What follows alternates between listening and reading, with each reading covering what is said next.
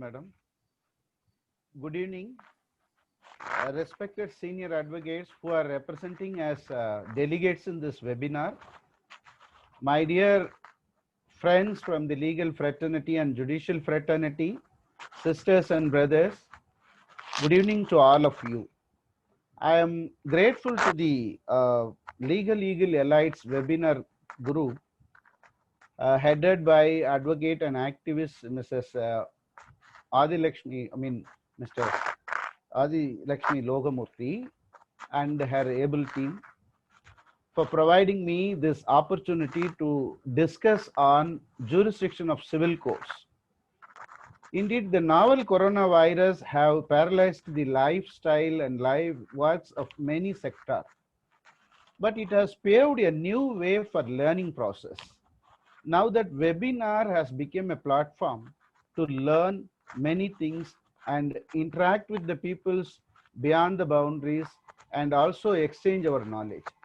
In this aspect, today we are going to look into the legal perspectives of the jurisdiction of civil courts. Civil courts are governed by the Code of Civil Procedure, which came into force on 1st January 1908. It is an act to consolidate and amend the laws relating to the procedure of civil courts of civil judicature. The Civil Procedure Code consists of two enactments. There are 158 are the central enactment and legislative domain of the Parliament. In addition to the 158 sections, there are 51 rules amended suitably by the High Courts. In the perspectives of the jurisdiction of the civil courts, we would like to look into the sections and orders now. All the sections in the Code of Civil Procedure are dealing with the principles of jurisdictions. But the orders in the CPC, there are 51 orders in the CPC, they are dealing with how to exercise the jurisdiction of the civil procedures, civil courts. Therefore, both the sections and order are closely related to the jurisdiction of the civil court. CPC that was analyzed by the Supreme Court in many judgments, but in Gyan Shai Das versus Dominion of India, 1984, 3 SCC, page 46 at page 560, it has been held that the CPC is an adjective law. It neither creates nor takes away any rights. It is intended to regulate the procedure to be followed by the civil courts. Therefore, Civil Procedure Code is an adjective law. It has not take away any rights or not granting any rights, but it is regulating the procedures to be followed by the civil court. The civil court, when we are talking about the jurisdiction of civil courts, the jurisdiction and court are inseparable twins. There cannot be a court without jurisdiction, and there cannot be a jurisdiction without court. Therefore, both are inseparable twins. Before look into the jurisdiction of civil court under the Code of Civil Procedure, it would be appropriate to look into the courts that are dealing with in CPC. In CPC, there are as many as 6 courts are mentioned. There are provisions relating to 6 courts. One among them was the subordinate court in section 3. Subordinate court in section 3, as we all know, in the year 1908, when the CPC came into force, India was solely based on the agriculture sector. Agriculture was the backbone of the economy in India, and the village, India is a land of villages. There were 2 sect of people. One is the landlord, other one is the land, those who are the farmers, landlords and cultivating tenants. Therefore, even before the commencement of CPC, even before the constitution of structured institution to dispense justice under the Code of Civil Procedure, there were courts. Therefore, under section 3 of the CPC, the framers of the courts have said nothing in this code shall be deemed to limit or otherwise affect any remedy which a landholder and landlord may have under any law for the time being in force for the recovery of rent or rent of agricultural land from the produce of such lands. Therefore, before the commencement of CPC, there were forums, law forums, to adjudicate the dispute between the landlords and cultivating tenants. The landlords, after find out the total yielding of the lands in the field, what should be the proportionate to be given to the landlord and what should be the proportionate to be allotted to the cultivating tenant was the questions on those days. To determine those questions, to adjudicate those disputes between the landlords and tenant, there were some forums. Those forums will not be affected by the enactment of CPC. That was the essence of section 3. The forums were named as subordinate courts. There was a revenue court. Revenue court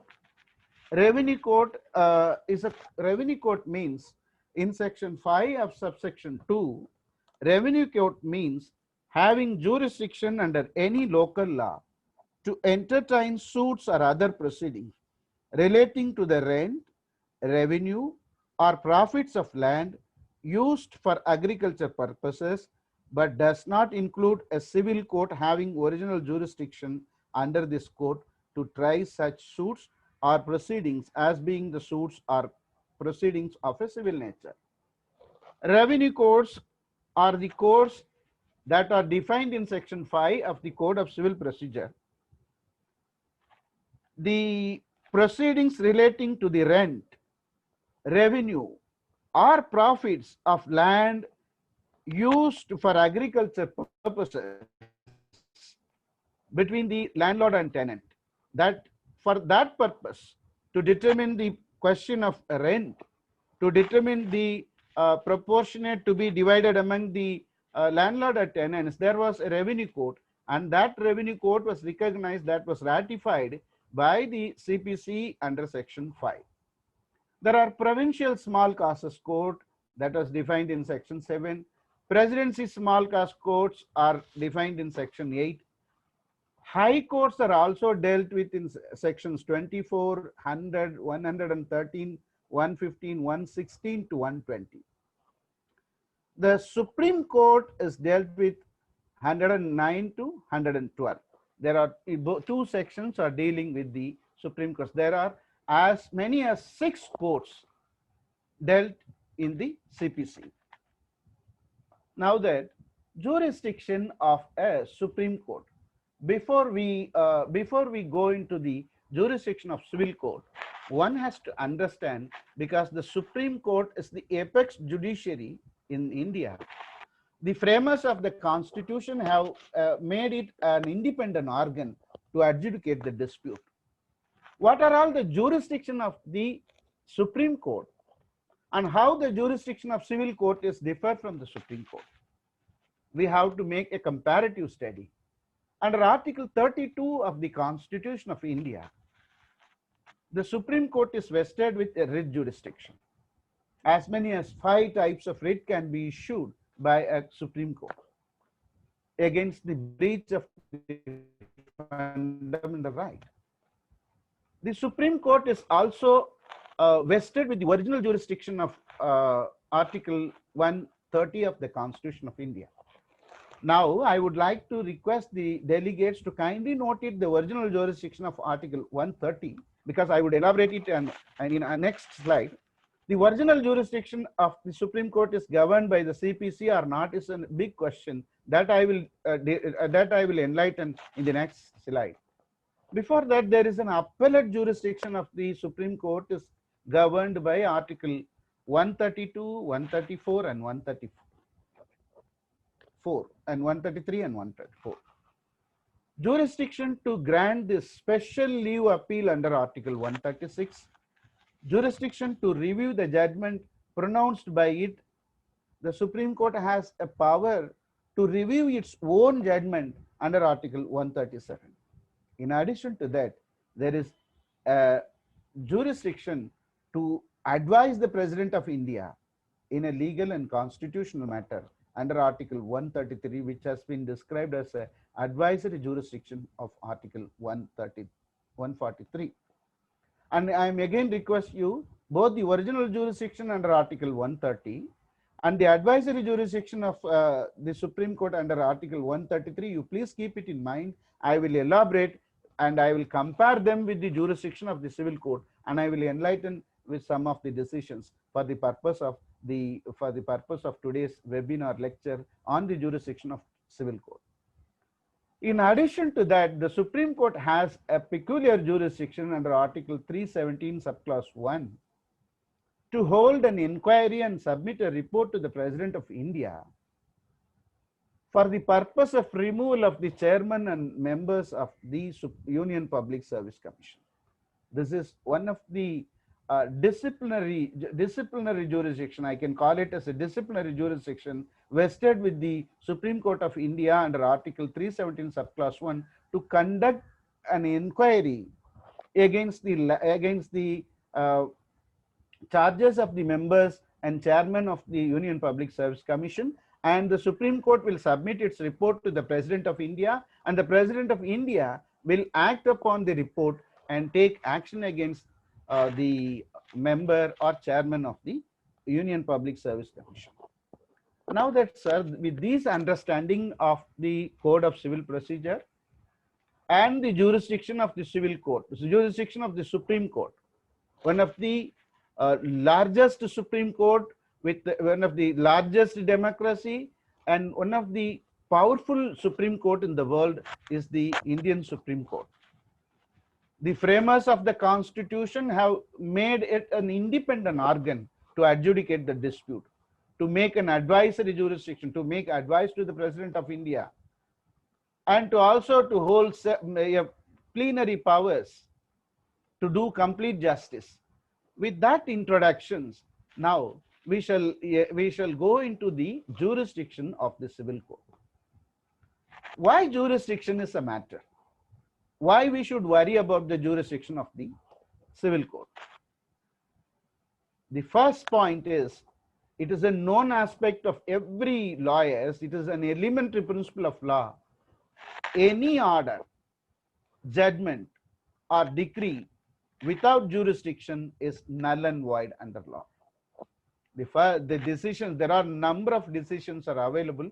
For the sake of convenience, I have cited the 1954 AIR 1954 Supreme Court 340 Karan Singh versus Chaman Paswan, and the latest judgment on the point is AIR 2015 Supreme Court 2006, page number 2006, Foreshore Cooperative Housing Society Limited versus Praveen Desai.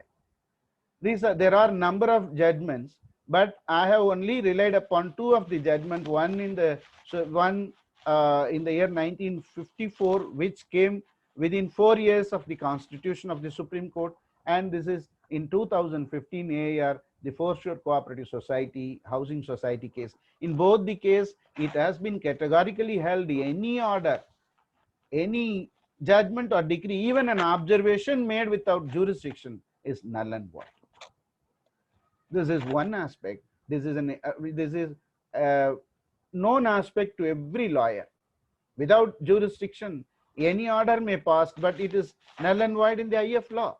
So the next point is, a decision of court or a tribunal which is without jurisdiction cannot operate as res judicata in subsequent proceedings under section 11 of the CPC. So a decision of the court without jurisdiction, there was a finding given by the judge or the court which has no jurisdiction. Though the finding is based on merits, though it is a meritorious decision, it can't operate as res judicata under section 11 of the CPC. A decree of the court without jurisdiction will have no effect as estoppel.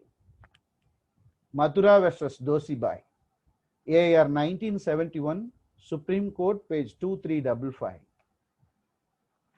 It will not even have an effect of estoppel. It has no operators res judicata. Syed Ali versus Andhra Pradesh Waqf Board, AIR 1998, Supreme Court 972. Why lack of jurisdiction is an incurable error of law. You can't cure the lack of jurisdiction. Therefore, jurisdiction is an important issue, important matter to be understood by a lawyer who are practicing in a court of law.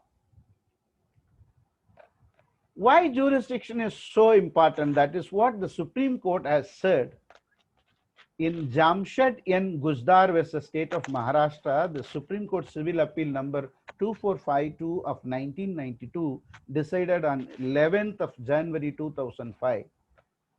A constitution of a court of law necessarily includes its general jurisdiction. No court can be constituted without jurisdiction. Jurisdiction and constitution of a court are inseparable twins.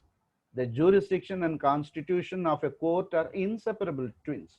Otherwise, it would be an ineffective institution in name only. The ordinary dictionary meaning of the word constitution of a court is sufficiently wide to include the jurisdiction of a court. In common parlance also, if a court is to be constituted, it must necessarily be constituted with its hearts and soul, namely its jurisdiction. This is the essence of the judgment that was passed by the Supreme Court of India. Jurisdiction is the heart and soul of a court. Without jurisdiction, a court is almost a dead body without heart and soul. This is an observation made by the Supreme Court. Jurisdiction is the heart and soul of a court. Now that, from where the jurisdiction is derived, before entering into section 9, how the Supreme Court is conferred with jurisdiction, how the High Court is conferred with the High Courts in the states have conferred with the jurisdictions, how the subordinate courts, district courts have conferred with the general jurisdiction, how they are conferred with the jurisdiction of the special court, for which we have to just have a look into the Constitution of India. In the 7th schedule, as we all know, there are 3 lists: union list, state list, and concurrent list. In union list, entry 77, dealing with the constitution, organization, jurisdiction, and power of the Supreme Court. In the same list, entry number 78 relates to only the constitution and organization of the High Courts. It is not dealing with the powers of the High Court or jurisdiction of the High Court. Entry 78 of the union list is dealing with the constitution and organization of the High Courts.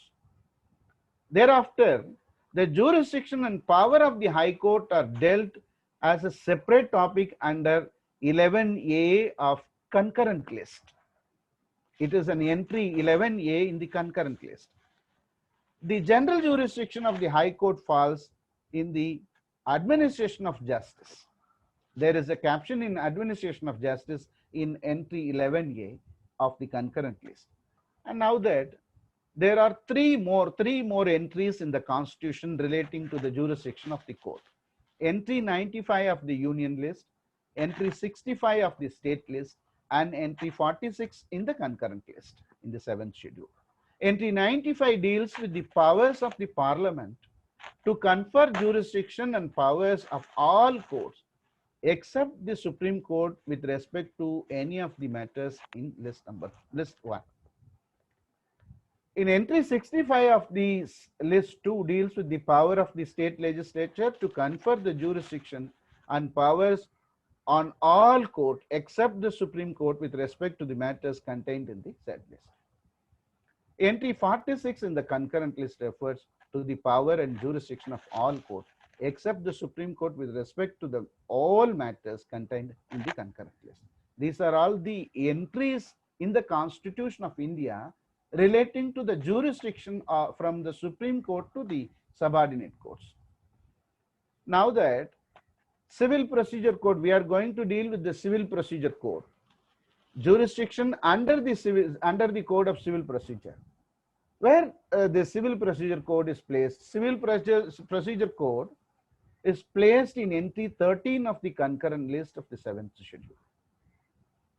These are all the brief introduction about the jurisdiction, from where we derived the jurisdiction, from where the jurisdictions are conferred upon the Supreme Court, High Court, and other courts, and there are special courts from where they derived jurisdictions. All those aspects now we have seen. We can now move on to the section 9 of the CPC. Section 9 is an very small section.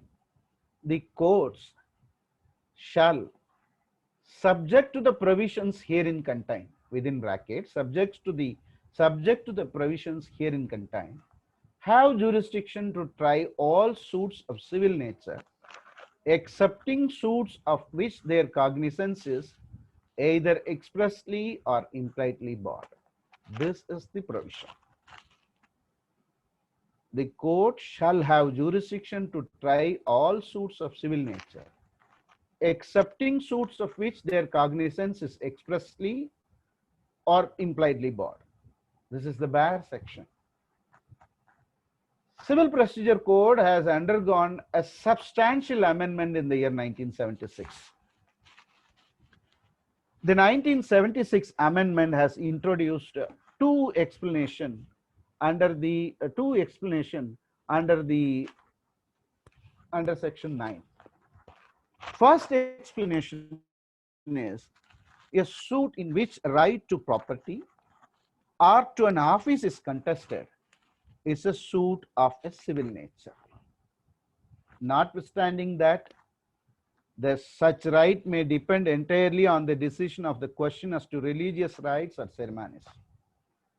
The second explanation that was also introduced with the effect from 1st February 1977 is, for the purpose of this section, it is immaterial whether or not any fees attached to the office referred to in explanation 1, whether or not such office attached to a particular place. Therefore, the section is very clear. The court shall have jurisdiction to try all suits of civil nature, excepting the suits of which their cognizance is expressly barred or impliedly barred. A right to property, a right to office is a suit of a civil nature. The very word we have to keep in mind is a suit of a civil nature. Now that jurisdiction, what do you mean by jurisdiction? Just we have to look into the meaning, and then we will interpret section 9 within the meaning given by the Supreme Court. Jurisdiction means the extent of the power which is conferred the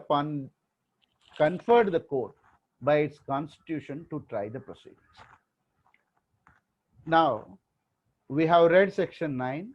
A definition was given by the Supreme Court in Rajas of Factive Express SP Shantaraj AIR 1965 Supreme Court 144, where a definition was given. Jurisdiction means the extent of the power which is conferred upon the court by its constitution to try a proceedings. And now that, sir, I would like to share with you a courtroom drama. Let us assume that it is a district municipal court, a lowest competent grade to try, competent to try the suit. In a district municipal court, a suit was filed, a plaint was presented. That plaint was taken on cognizance and a number was assigned, original suit number was assigned, and subsequently the learned district municipal has ordered summons to the defendant. Immediately on receipt of the summons, the defendants have engaged a counsel. The counsel has appeared and filed a wakalat on behalf of the defendants. He has said this court has no power to try the suit. This plaint should not have been numbered. This court has no power to entertain the suits of such nature. This was the submission made by the learned counsel appeared for the defendant.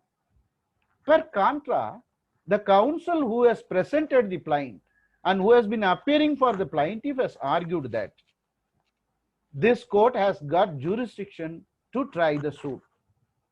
This is a suit of a civil nature. This court has every jurisdiction to try the suit, to entertain the suit. Therefore, the suit is not hit by the principles of bar of jurisdiction. This was the arguments from one side and another side. I am again just summing up. The learned counsel for the plaintiff has used the word that the court has got a jurisdiction to try the suit, whereas the learned counsel for the defendant appeared in the court has stated that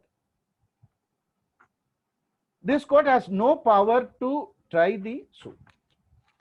So two learned counsels have used two words and two phrases, two different words and two different phrases. The plaintiff counsel has said that the court has got jurisdiction. The defendant's counsel has submitted that the court has no power. What is the difference between jurisdiction and power? We are specifically going to deal with the jurisdiction of the civil court under section 9 of the Code of Civil Procedure. But two of the counsels have appeared, have argued and submitted that one counsel has said jurisdiction, another counsel has said the power. What is the difference between the words jurisdiction and power? We are interchangeably using it in the floor of the court and also in the common parlance. At this juncture, I would like to invite your attentions into the judgment of M.L. Sethi versus R.P. Kapoor, AIR 1972 Supreme Court, page 2379. The word jurisdiction is a verbal coat of many colors. The word jurisdiction is a verbal coat of many colors. Jurisdiction originally means entitlement to enter upon the inquiry in question. If there was an entitlement to enter upon an inquiry into the question, then any subsequent error could only be regarded as an error within the jurisdiction. The question of jurisdiction is determinable at the commencement and not at the conclusive of the inquiry. It is a verbal coat of many colors. Jurisdiction means it is a power to hear, inquire into the matter. Whereas the power of the court means it is the power to summon. The court can hear, decide, and adjudicate. If the court can hear, decide, and adjudicate, the power is known as jurisdiction. Whereas if a court can do a particular act, for example, the court has the power to summon the document from the government officials, from the public documents. The court can retain the document. Court can impound certain documents. The court can inspect the documents. The court has power to summon a person, any person as a witness. The court has the power to put the questions to the witnesses. The court has the power to put questions to the accompanying of the parties to the suit under the CPC. These are all the powers. Whereas jurisdiction means a unique power to hear, decide, and adjudicate. This is the thin difference between the power of the court and jurisdiction of the court that we are interchangeably using. Now that section 9 of the CPC is based upon the legal maxim ubi jus ibi remedium, where there is right, there is a remedy. Under section 9, civil remedy has been made as an institutional guarantee. That is the very important. There are inherent rights within the citizen. Inherent rights is bestowed upon the every citizens of this country to institute a suit to establish his right. Where to institute? In an institution that has been conferred with jurisdiction. The jurisdiction is conferred under section 9 of the CPC. Therefore, a civil remedy, to avail a civil remedy, a forum has been constituted under section 9 of the CPC, and by the constitution of a forum and conferment of jurisdiction under section 9, a civil remedy has been made as an institutional guarantee. Where there is a civil right, there is a civil remedy. These are all the basic tenet of section 9 of CPC. A suit of civil nature can be instituted. It is the inherent right of the every citizens in the country to institute a suit.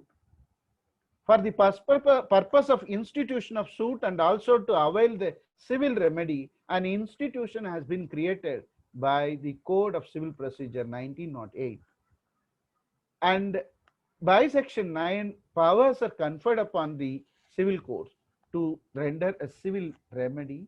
What I would like to emphasize is that under section 9, a civil remedy has been made as an institutional guarantee. Now that every court has to presume that while dealing with a suit, while dealing with the jurisdiction, three important principles has to keep in mind. One is the presumption as to jurisdiction. The presumption as to jurisdiction is in dealing with the question whether a civil court jurisdictions to entertain a suit barred or not, it is necessary to bear in mind that every presumption in favor of the jurisdiction of a civil court. This was the judgment of the Supreme Court of the year 1991. Gurbakh Singh versus Financial Commissioner, AIR 1991, Supreme Court, page 435. One of the basic principles of law is that every civil court has to presume that it has got a jurisdiction to try the suit, unless the jurisdiction is expressly or impressly barred by another statute. Therefore, the first and foremost principles of jurisdiction is presumption as to jurisdiction.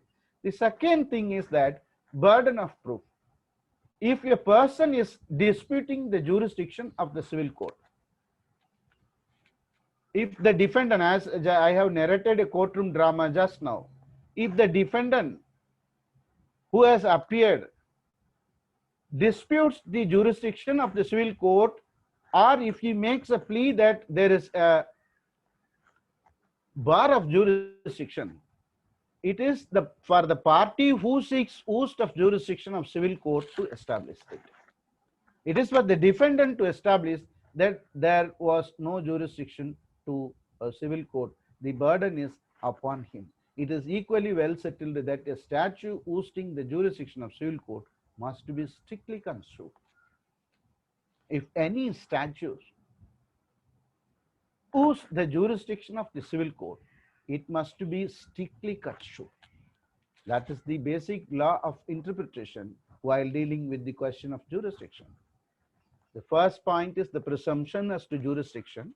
Every civil court has to presume that there is a jurisdiction conferred upon this court to decide the matter. If at all anyone disputes or made a claim of bar of jurisdiction, it is for the person who made such a plea to establish it.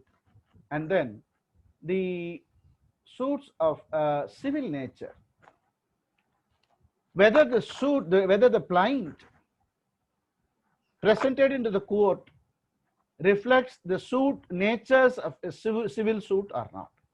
As explained in CPC, claim over right to property, claim to an office, whether the fees is attached or not, is immaterial. decision of questions as to religious right or ceremonies. These three things are there in explanation 1 and 2 of section 9. Claim over right to property, claim to an office.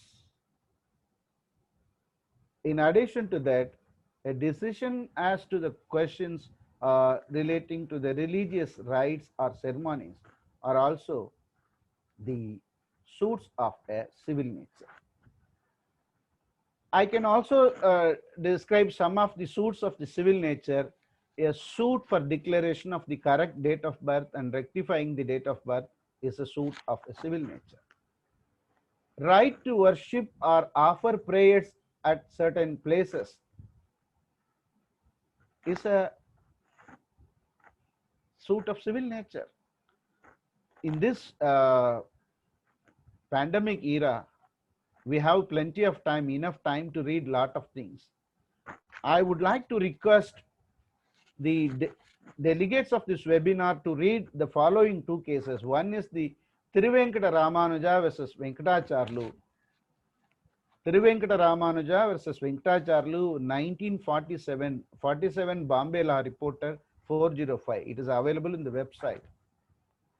It is a case about the famous South sect and North sect dispute among the South Indian Vaishnavis. How our ancestors, how our forefathers have fought, how they have brought their reliefs within the nature of a civil suit, the art of pleading, the art of presentation, how they have appealed before the court of law, how they have convinced the English-speaking judges. It was almost during the year of independence in 1947, the English judges have decided the case, how they have made them to known. That was the art of the lawyers.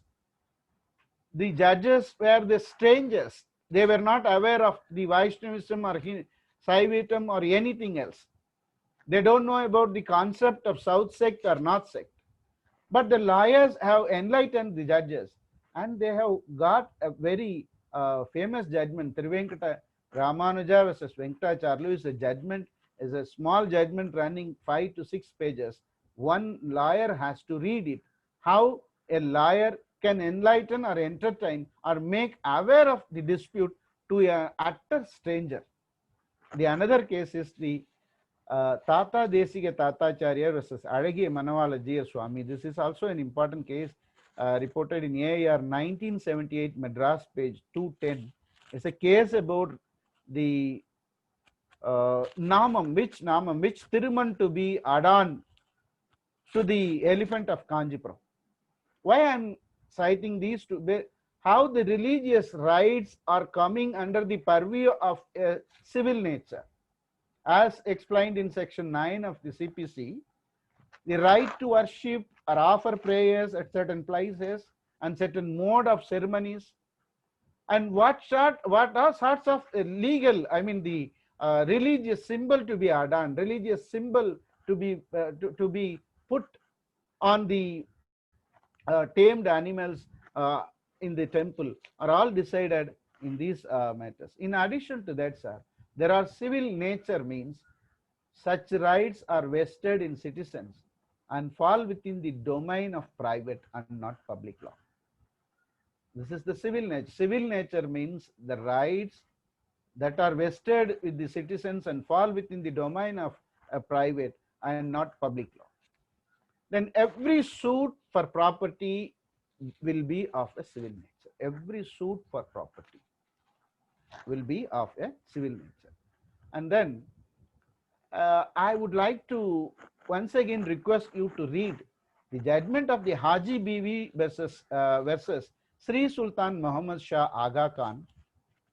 It was a case filed before the commencement of the CPC. The suit was filed on the original side of the Bombay High Court in 1905, and it has been decided in the year 1908, the day almost on the days when the CPC came into effect. CPC came into effect from 1st January 1998. Before the commencement of CPC, the civil suit was filed on the original side of the Bombay High Court, and At the time when it came up for final adjudication, the CPC came into force. What is the peculiar character of the suit is, there were 128 issues framed in this suit. This is also a civil suit, a suit of a civil nature. It is an interesting suit. It is how the worship, how the manner of worship, mode of worship, how the offerings to a god, all those things were brought into the legal domain, and how they fought before a legal battle, how they did a legal battle before a court of law. Those things are available in this case. It is available in the website, the Haji Bibi versus Sri Sultan Muhammad Shah Aga Khan. This case may be the only suit in which 128 issues framed. It is a very unique case. A lawyer has to, civil lawyer has to read and understand how the judges have framed the issues. If there were 128 issues were framed in a suit, think about the drafting of plaint. The lawyer, how he would have drafted the plaint. How many issues have been brought into a legal battle? All the 128 issues were answered by the learned judge. How the evidence was adduced to cover all the, touching all the 128 issues. To know all those interesting aspects, I request you to read Haji B versus Sri Sultan Muhammad Shah Aga Khan, which is a case of a civil nature, and it is also an important case while we are dealing with jurisdiction of civil court. Suit of a civil nature is a question regarding adoption of a person, which also involves the declaration of character of a person, is also a suit of a civil nature. 2009-10 SEC page 272, Ramachandra Dadgu Sonawane versus Vitu Hira Mahar case, Ramachandra Dadgu case, where a question of adoption of a person. It will also involve the declaration of a character of a person.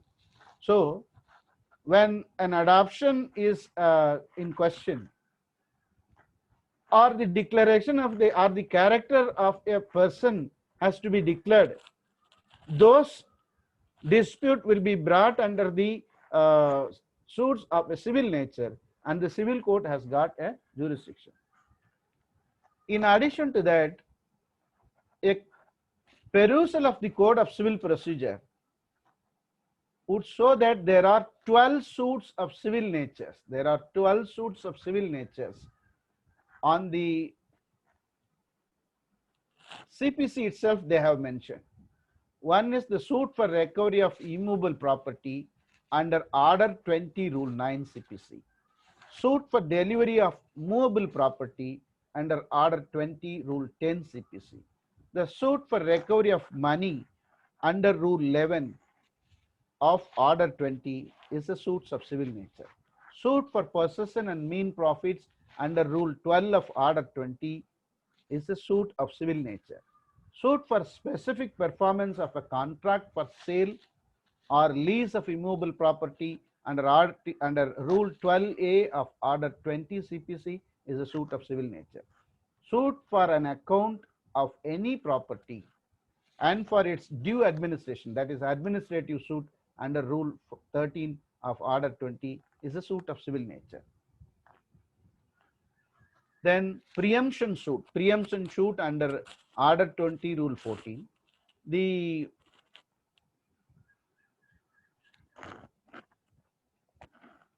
suit for dissolution of partnership under Rule 15.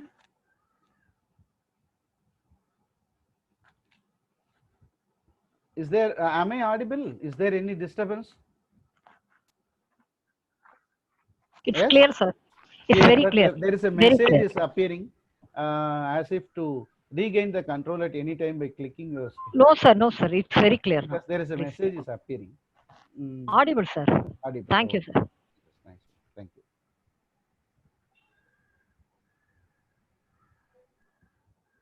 Advocate Alangaram is requesting to remote control of your screen. This is appearing in the screen. And suit for dissolution of partnership under Order 20 Rule 15. Suit for account between principal and agent under Order 20 Rule 60. Suit for special direction as to accounts, Rule 17 Order 20. Suit for partition of property or separate possession of a share therein under Order 20 Rule 18.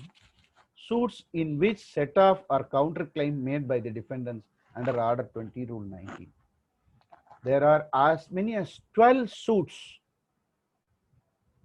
have been specifically given in under Order 20 of CPC, and those suits are certainly a civil suits, and the civil court has got jurisdiction to try the suit, as the framers of the CPC themselves have incorporated these suits in Order 20 of the CPC. And then, sir, I have told that before the commencement of the lecture, the original jurisdiction of the Supreme Court. Whether the original suit filed before the Supreme Court of India is governed by CPC, it is an interesting question. A suit filed under Article 131 of the Constitution before the original side of the Supreme Court is not governed by the procedure prescribed in CPC. It is governed by the rules. Supreme Court has framed specific rules for the institution of, for the trial of original suits between the states, that is held by State of Tamil Nadu versus State of Kerala, AIR 2014, Supreme Court, page 2407. This is the reason why I have quoted this jurisdiction of the Supreme Court. Supreme Court need not follow the Civil Procedure Code for the original suits filed on the file of the Supreme Court under Article 131. Under Article 131, all of you know that the Article 131 is dealing with the interstate suits. It is a dispute between two states.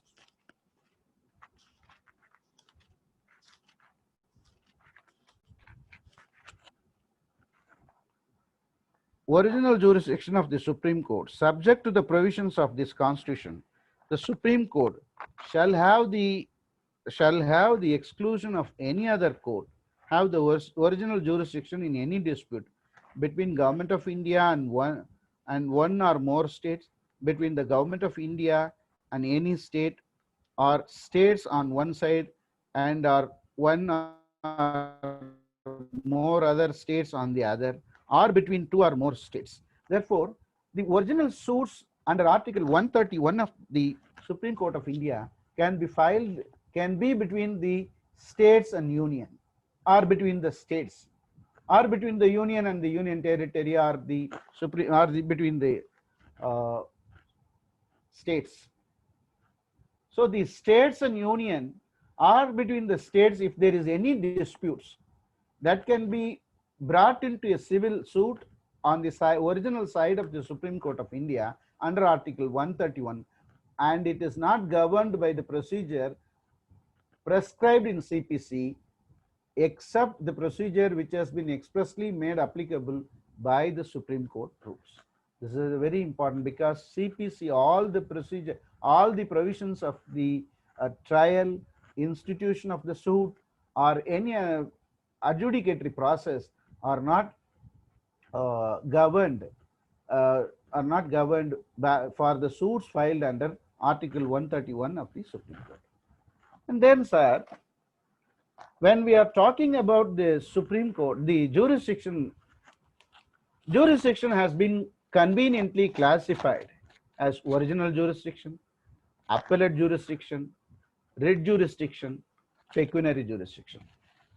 Pecuniary jurisdiction, when we are talking about the pecuniary jurisdiction, it is unknown to the criminal code. If a misappropriation is for 1 rupees, the judicial magistrate has the power. If the misappropriation is more than 1 crore rupees, even then the judicial magistrate has the power to try the case. if it is under section 420 of the IPC. Therefore, pecuniary jurisdiction is not applicable to the criminal cases. And coming to the other aspects of the jurisdiction is the territorial jurisdiction, extraterritorial jurisdiction, jurisdiction as to a subject matter, then advisory jurisdiction, admiralty jurisdiction, concurrent jurisdiction, disciplinary jurisdiction. Contempt of court is known as the disciplinary jurisdiction.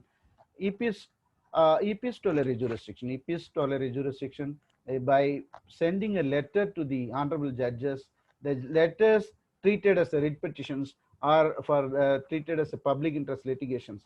This is known as the epistolary jurisdiction. Therefore, original jurisdiction to the epistolary jurisdiction, there are many jurisdictions conveniently classified for the purpose of invoking it.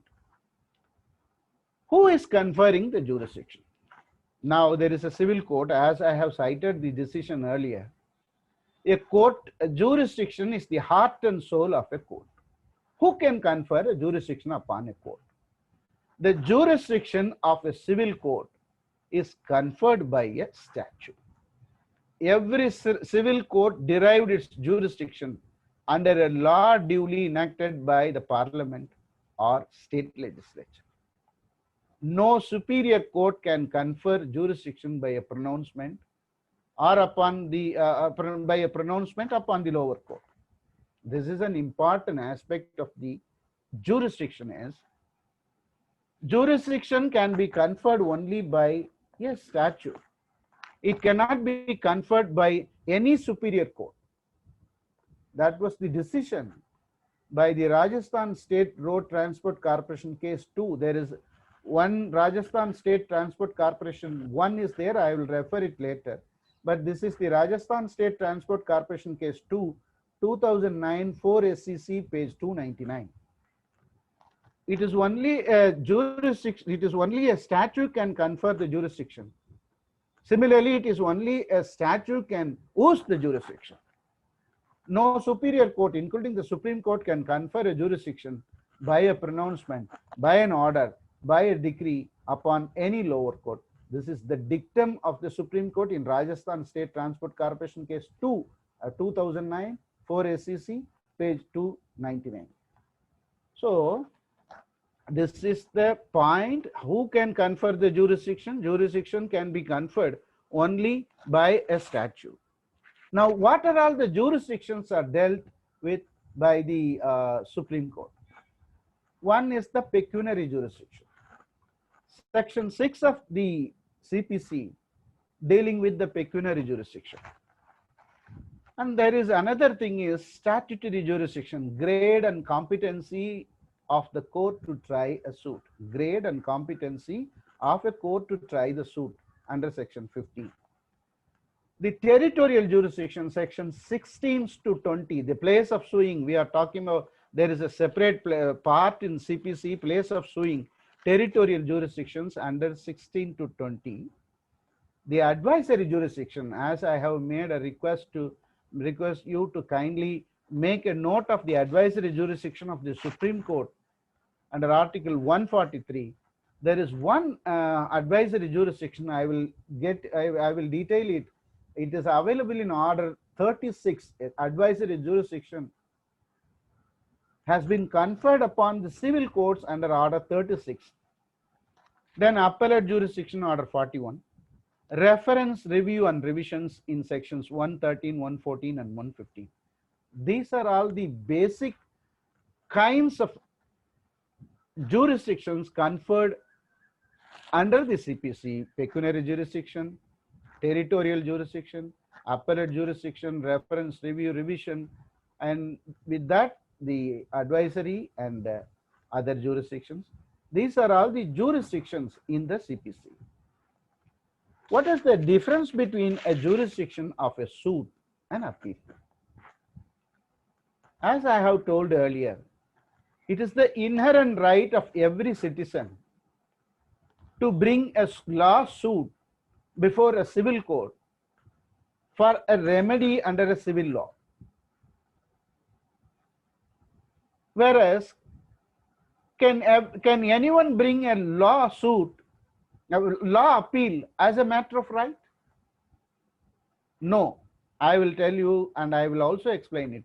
I will first of all, I would like to refer the one of the judgment of the Supreme Court, Gangabai versus Vijay Kumar, AIR 1974, Supreme Court, page 1126, where a suit for its maintainability required no authority of law, and it is enough that no statute bars the suit.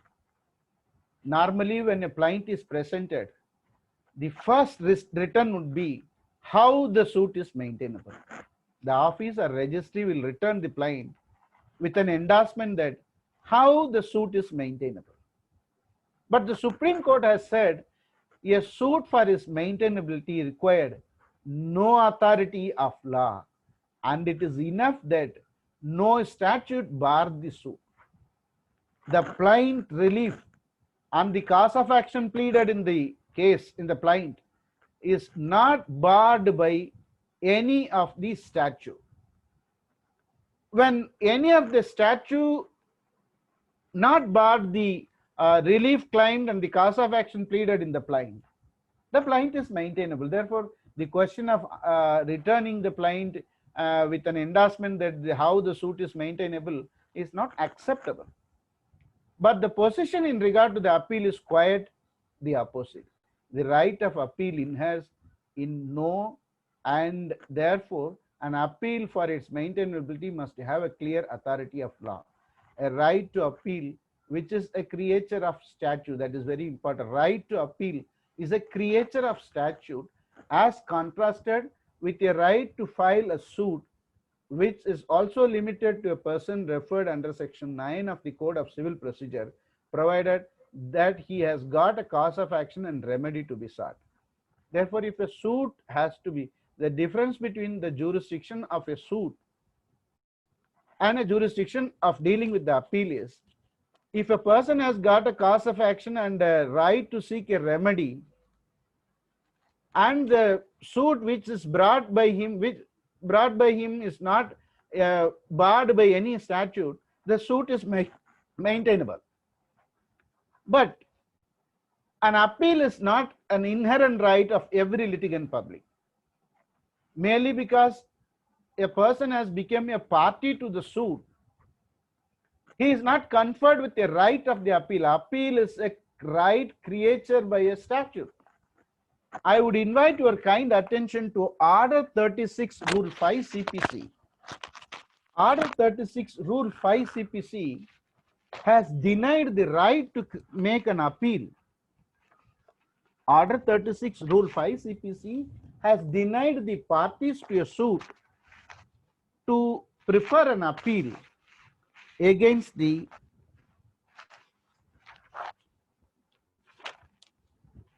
decree passed under Order 36, Rule 5. See, Order 37, Order 37, Rule 6, dealing with the special case. No appeal from a decree passed under Rule 5. No appeal shall lie from a decree passed under Rule 5. Therefore, the jurisdiction to maintain an appeal is a creature of a statute.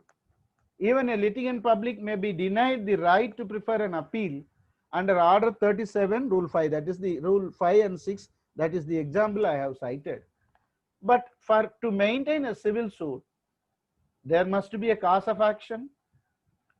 There must be a remedy for the breach of a civil right, and the jurisdiction should not have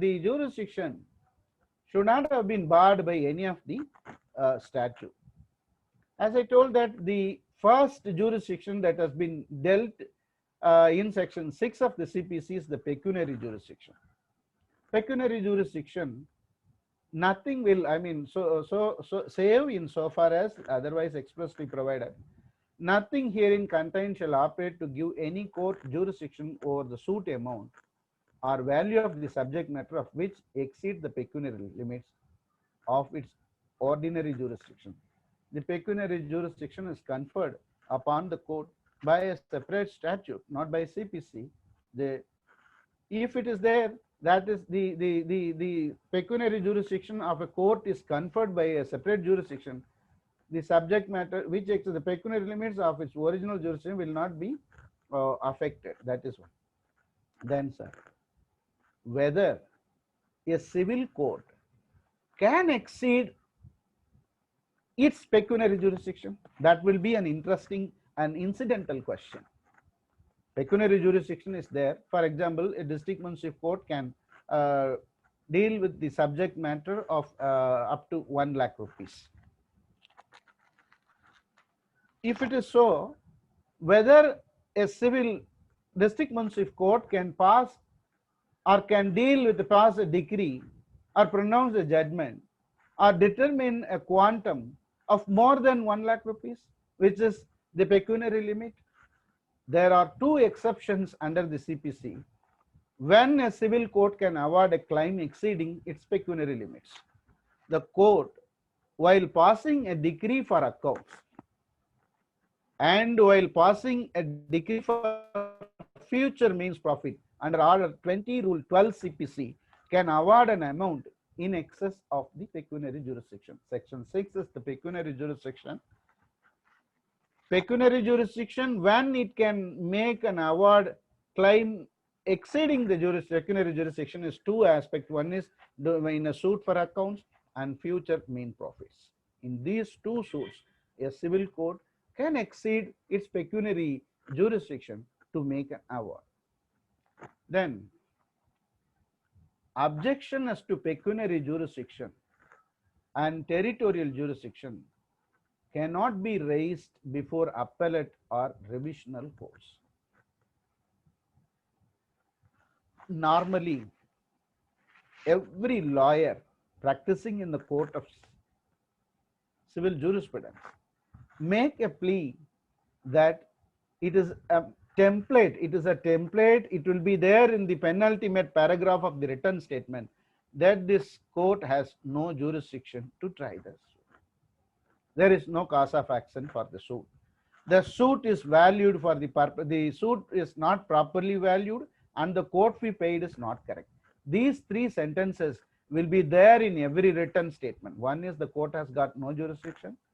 Second is that there is no cause of action for the suit. The third one is the suit property is not properly valued and the court fee paid is not correct. These three pleas will be there in the written statement. A prudent lawyer with abundant caution raise all these pleadings, because objection as to pecuniary limit of the pecuniary jurisdiction of the court and territorial jurisdiction of the court has to be raised at the earliest point of the time before the trial court itself, because under section 21 of the CPC, no objection as to the place of suing shall be allowed by any appellate or revisional court unless such objection was taken in the court of first instance at the earliest possible opportunity. No objection as to competence of a court with reference to pecuniary limits of its jurisdiction shall be allowed by any appellate or revisional court unless such objection was taken in the court of first instance at the earliest opportunity, and in all cases where issues are settled or before such settlement and unless there has been consequent failure of the justice.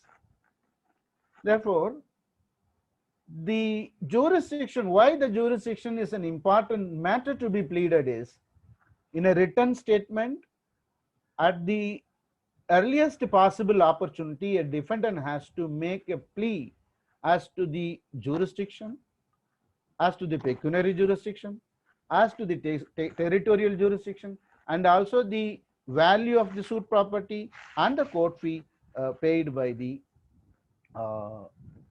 plaintiff. Objection as to pecuniary and territorial jurisdiction cannot be raised before the revisional court. That is, I have just now referred section 21. No objection as to competence of the executing court with reference to the local limits of its jurisdiction shall be allowed by any appellate or revisional court unless such objection was taken in the executing court at the earliest possible opportunity and unless there has been consequent failure of justice. Then the next consequence is there cannot be a set aside of decree under section 21A of CPC. No suit shall lie challenging the validity of a decree passed in a former suit between the same parties or between the parties under whom they or any of them claim, litigating under the same title on any ground based on an objection as to place of suit. So the territorial jurisdiction, if it was not, if the no suit shall lie challenging the validity of a decree passed in a former suit. If anybody agreed that the former suit between myself and himself was decreed by a court which has got no territorial jurisdiction, in such matters, no suit, separate suit is maintainable. A decree of a court which has passed by without which was passed without territorial jurisdiction cannot be challenged by a separate suit under section 21A of CPC. This aspect. Then, sir, as I have told earlier, in power and jurisdiction, what is the power and what is the jurisdiction? I have enlightened it. Section 24 of the CPC, where the district court and high courts have the powers to transfer. It has not, the framers of the code has not used the word jurisdiction to transfer the court. Under section 24 of the civil procedure code, when there are two or more cases in one court or another court, the district courts and the honorable high courts have the power to transfer them to one court or another court. Supreme Court has also power under section 25. Only a power of the court and not the jurisdiction, because it is only the transfer of a case from one court to another court. It's not a jurisdiction, it is only a power conferred upon the superior courts under section 24 and 25, 22, 24 and 25 of the CPC. The framers have not used the word jurisdiction, but they have used the word powers. And then, question of jurisdiction, who and how to decide. The question of jurisdiction, it is the civil court has the inherent power to decide the question of its own jurisdiction. I would cite an example. As I have narrated the earlier incident, the plaintiff has said that the suit has got, the court has got a right to jurisdiction to try the suit. But the defendant has alleged that the court has got no power. Then they have filed a petition to decide the jurisdiction of the court, whether the civil court has got a jurisdiction to try the matter. Who has to decide it? It is the inherent power of the court to decide the question of its own jurisdiction. The plaintiff has presented before one court. The same court has to decide it, whether it has got a jurisdiction to try the court, although a result of its inquiry may turn out that it has no jurisdiction to try the suit. Even at the end of the inquiry, that court may come to a conclusion that it has got no jurisdiction to try the suit. But it is the inherent jurisdiction, inherent power of the court to try whether it has the own jurisdiction to try. That is the Bhatia CHS Limited versus Patel, AIR 1953, Supreme Court, page 616. And then, what are all the factors to be taken into consideration while determination of the jurisdiction? See, when the plaintiff is pending on the file of the district subcourt, the subcourt, the other side is alleging that this court is not having jurisdiction. So, the question of jurisdiction has been taken as a first and foremost issue for determination, because it has the inherent power to, it need not go to, the parties need not go to another court to show whether the municipal court has got a power to decide the suit, whether it has got a jurisdiction to try the suit. The own court can try and the own court can find that whether it has a jurisdiction or not. In such cases, What are all the factors to be taken into consideration? The question of jurisdiction to be determined on the merits of the averments and substance of the plight. The jurisdiction does not depend upon the defense taken by the defendant. That is the Abdullah bin Ali versus Galapa 1985, 2 SCC page 554.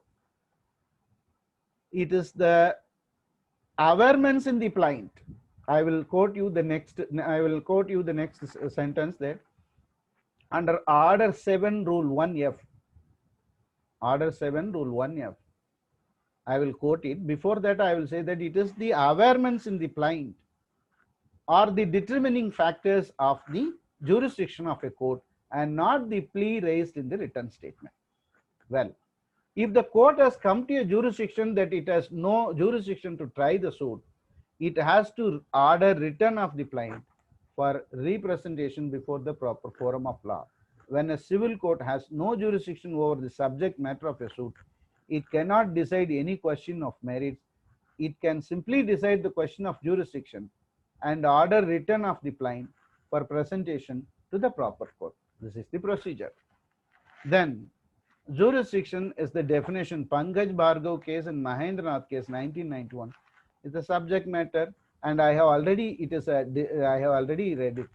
Then, as I have pointed out, under Order 7 Rule 1, it is the duty of the plaintiff to state 9 important factors and mandatory 9 important and mandatory facts or particulars in the plaint. Jurisdiction is one among the basic facts to be pleaded under Order 7 Rule 1F, which states that the facts showing that the court has jurisdiction. Therefore, it is a basic ingredients of the plaint.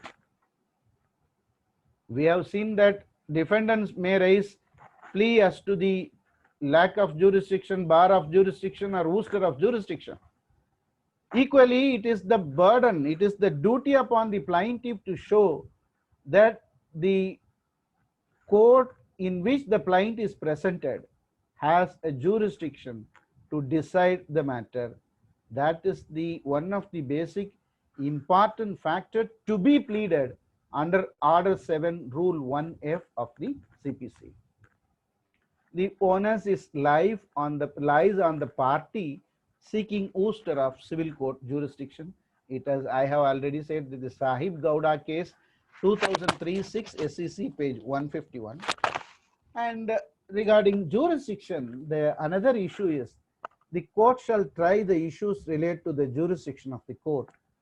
At first, as the preliminary issue, for that purpose, it may think fit postpone the settlement of other issues. So when a question of jurisdiction is raised vehemently by the defendant, it is for the court to try the issue of jurisdiction as the preliminary issue, and for that purpose, it can postpone the settlement of other issues. And I have said that there was the advisory jurisdiction under Article 143 of the Constitution of India. There are 12 advisory matters were referred and the Supreme Court has decided. And I would like to put it as a food for thought for this webinar session. There are a lot of lawyers from length and breadth of the country is there as delegates in this webinar. Please compare Article 143 of the Constitution of India with Order 37, not 36, Order 37 of CPC, which is dealing with the special case, which is dealing with the Order 36 of the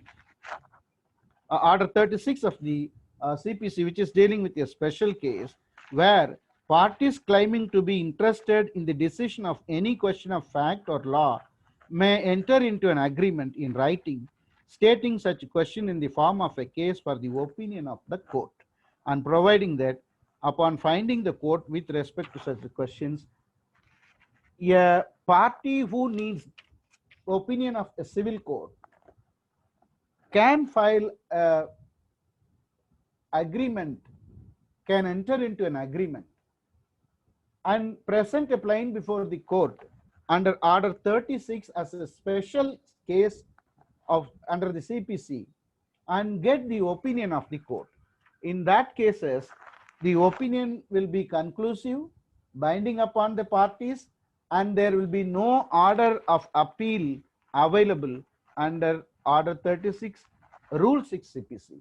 So I would like to request the learned members of the learned brothers, learned advocates who are representing us delegates in this webinar to kindly compare Article 143 and Order 36 of CPC. Even a civil court can render opinion to the parties in respect of the questions relating to payment of money, determination of rights in the movable or immovable properties, act to be done or refrain from doing the parties. Then what are all the tests applicable for the purpose of exclusion of jurisdiction? Two tests are applied for the purpose of determining the exclusion of civil court jurisdiction: whether legislative intent to exclude expressly, explicitly, or by necessary implication, and whether the statute in question provides an adequate and satisfactory alternative remedy to the party aggrieved by an order made under this. These two aspects: how to find the exclusion of jurisdiction and what are all the determining factors to decide the exclusion of the jurisdiction of the civil courts. And at the penultimate session, I would like to request you to kindly go through 3 of the important decisions. Whenever we talk about or whenever we discuss on the issues of jurisdiction under the civil code, Dulabai case, AIR 1969 Supreme Court, page 78, is an important matter. No one can forget the Dulabai case because there were some tobacco merchants in 1968 something, in the year 1960s. A tax was imposed upon them. The tobacco merchants have challenged the tax and by filing a suit before a civil court. The civil court has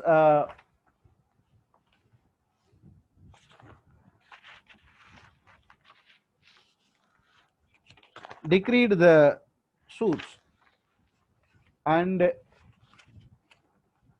matter ultimately went up to the Supreme Court. What was this? The Supreme Court, what held by the Supreme Court is an important matter. In Dulabai case, after considering the number of cases, earlier cases, Justice Hidayatullah has summarized the following principles relating to exclusion of jurisdiction of civil court. Where a statute gives finality to orders of special tribunals, the civil court's jurisdiction must be held to be excluded if there is adequate remedy to do what the civil courts would normally do in a suit. Such a provision, however, does not exclude those cases where provisions of a particular act have not been complied with or the statutory tribunal has not acted in conformity with the fundamental principles of judicial procedure. This is the Dulabai case decision, is an important decision where there is an express bar of jurisdiction of the court on examination of the scheme of a particular act to find the adequacy or sufficiency of the remedies provided may be relevant, but this is not decisive for the sustaining the jurisdiction of the civil court. How to decide the jurisdiction of the civil court was the first time held in AIR 1969 Supreme Court, page 78. The next decision is the Premier Automobile case. Premier Automobile case and Premier Automobile was Kamalakar Shantaram case, AIR 1975 Supreme Court, page 2238, and the Rajasthan State Transport Corporation versus Krishnakant case. This is the Rajasthan State Transport Corporation first case, AIR 1995 Supreme Court, page 1715. These 3 decisions are very important decisions, and these 3 decisions are very much essential. It has to be read not one time, it has to be read several times to understand the jurisdiction of the civil code. These three decisions are very elaborate decisions. We will later. And I would like to share an interesting aspect of a civil suit. Perhaps this is the McDonald coffee case, is perhaps the first and not an interesting case ever filed before the court of law. A old woman of over 79 years, Stella Liebeck, ordered a cup of coffee from a drive-in restaurant, a McDonald's drive-in restaurant. The coffee was supplied to her. In the process of drinking coffee or sipping the cup, we know that there are so many slips between cup and lips. The coffee spilled on her lap and caused a third-degree burn injuries. She filed a suit against McDonald for unreasonably dangerous and defectively manufactured coffee. She filed a suit on the ground that the coffee was unreasonably dangerous and defectively manufactured. She adduced evidence that the restaurant served a coffee at 82 to 88 degrees Celsius, which would cause third-degree burn injuries within 2 to 7 seconds.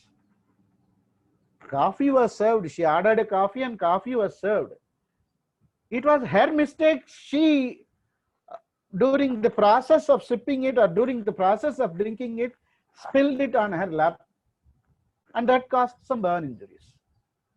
But she filed a suit before the civil court, and she has contended that perhaps every lawyer has to know that this is a coffee time. We have to know that what will be the maximum temperature of a coffee should be. That Liebeck has argued before the court. Maximum temperature at coffee should be served in a restaurant should be 60 degrees Celsius. But the coffee was served to her at 82 to 88 degrees Celsius. Therefore, she has suffered burn injuries on her lap. The civil suit for compensation against the coffee McDonald restaurant, which served at 80 to 88 degrees Celsius, was decided in favor of the Stella Liebeck. Please go through the other interesting aspect that between 1982 to 1992, 700 suits for compensation filed against the said restaurants by the burn injuries caused to customers, and more than $50,000 was settled as a compensation by a civil suit. Suit for damages is also coming under the civil suits, nature of a civil suit. This is an interesting case. A lawyer has to, I don't like to cite you the Boer cases, even the Dulabai case, Premier Automobile case, Rajasthan State Transport Corporation cases are involved a lot of principles and concept of the civil court jurisdiction. It has to be read at least thrice by a lawyer to understand the concept of civil court jurisdiction. But the other judgments I have cited from the temple cases, elephant case, and the coffee case are so interesting cases. A lawyer has to read it during the leisure hour and enjoy the legal learning. With that, sir, I would like to conclude my discussion on the jurisdiction of civil court. Among the jurisdictions, some of them have thought that death penalty, some judges are vested with the powers and jurisdiction to give death penalty, so they are the greatest judges. But what the people have thought that, the great jurists have thought that the judges of the courts of equity in England were conferred with the greatest jurisdiction of the court of equity jurisdiction. That was considered as the greatest jurisdiction in the world. With these sharing, I would like to thank you all.